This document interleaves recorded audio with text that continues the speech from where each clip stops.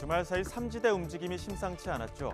이낙연 전 대표의 새로운 미래와 민주당 탈당파 의원 3명이 주축인 미래대연합이 공동 창당을 발표했지만 이원욱, 조응천 의원이 불참했기 때문입니다. 여전히 여러 해석들이 분분한 가운데 오늘 아침 이낙연 새로운 미래 공동대표도 여전히 의아하다며 그날의 기억을 전했습니다. 공동 창당을 일주일 앞두고 당명으로 줄다리기 할 때부터 심상치 않았다는 건데요. 어떤 갈등이 있었던 걸까요? 들어보시죠. 저도 잘 모르겠습니다. 제가 보고받기로는 일주일 내내 당명 가지고 줄다리기를 했었지요. 근데 그게 조금 이상하다라고 느껴졌지요. 조금 상식적이지 않았으니까요. 예를 들면 원칙과 상식으로 되돌아가자. 그건 이상하지 않느냐. 당명스럽지 않다. 차라리 당신들의 미래대연합을 받을게. 근데 아니다. 원칙과 상식이 더 호감도가 높다. 그렇다면 두 개를 합쳐서 당명스럽게 원칙과 상식이 살아있는 미래연합. 그래도 좋다. 그것도 싫다. 근데 그러다가 개혁미래당이 나오고 그걸 또 안 받으시더라고요. 그렇게 해달라고 해놓고선. 네, 그래서 저로서는 이상하다 이렇게 생각하는 거죠. 불참 소식이 전해진 이후 줄곧 침묵을 유지하던 조응천 의원도 입을 열었습니다. 하지만 자세한 소식을 전하기에는 조심스러운 모습이었는데요. 그저 솔로몬 심판의 친모 같은 심정이라고 입장을 밝혔습니다. 이주할 고주할 설명하진 않겠다는 겁니다.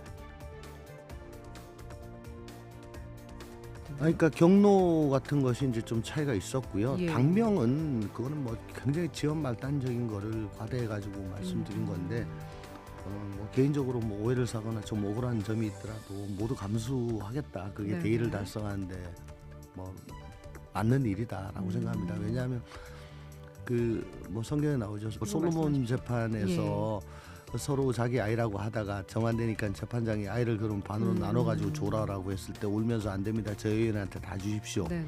라고 했던 여인이 사실은 친모였다는 거잖아요. 그렇죠. 예, 그러니까 뭐 자꾸 요즘 그 생각이 나요. 그냥. 한편 총선을 2달여 앞두고 어제 이재명 대표가 준연동제 유지 입장을 밝혔는데요. 준연동제에서 승리의 길을 찾겠다. 지난 2020년 총선 당시 민주당 위성정당으로 국회에 입성한 조정훈 의원은 어떻게 바라봤을까요? 자신 역시 수혜자라는 걸 인정하지만 위성정당은 다시 있어서는 안 된다며 경계의 시선을 보냈습니다. 다가오는 대선의 다음 대선의 잠재적 후보인 이낙연 전 대표의 공간을 최소화하기 위한 전략이고 또 국민의힘 보수 진영의 이준석 개혁신당을 어느 정도 확장해서 보수를 분열시키기 위함이다. 조 의원님은 누구보다도 준연동형 비례대표제의 수혜자가 아니었습니까? 맞아요. 라는 질문을 주셨는데 저는 그 질문 진짜 겸손하게 겸허하게 받아들입니다. 만약에 네가 끝까지 갔으면 한석 얻었겠냐라는 질문 정말 그 질문은 뼈 있다고 생각합니다. 근데 제가 계속 강조하고 싶은 건 이렇게 새롭게 정치하고 싶어하는 신진 세력들에게 기회를 주실 거면 연동형 비례대표 만들고 위성정당 하지 마세요. 그게 맞는 거예요.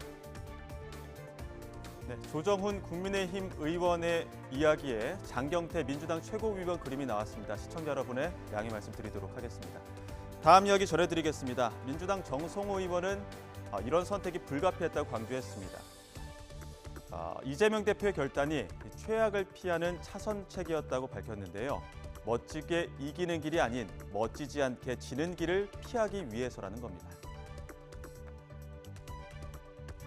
뭐 불가피한 선택이었다고 보고 있습니다. 뭐 일부에서는 뭐 멋지게 이기는 길을 선택한 거 아니냐고 얘기를 하는데 멋지지 않게 지는 길을 피하기 위한 차선책이 아니었나 생각합니다. 뭐 정치라고 하는 것이 모두를 만족시키는 최선은 거의 없다고 봅니다. 현실적인 차선인데 이 연동형이냐 병립형이냐 이 문제는 어떻게 보면 가장 나쁜 최악을 피하기 위한 차악의 선택이었다고 보고 있고요. 그리고 현재 그 양당제가 갖고 있는 아주 극단적인 대립과 이 폐해를 극복하기 위한 그 취지는 유지해야만 그래도 차후에 정치 발전이 있지 않겠나 하는 이런 뭐 상황에서 불가피하게 선택한 거라고 봐야죠. 네.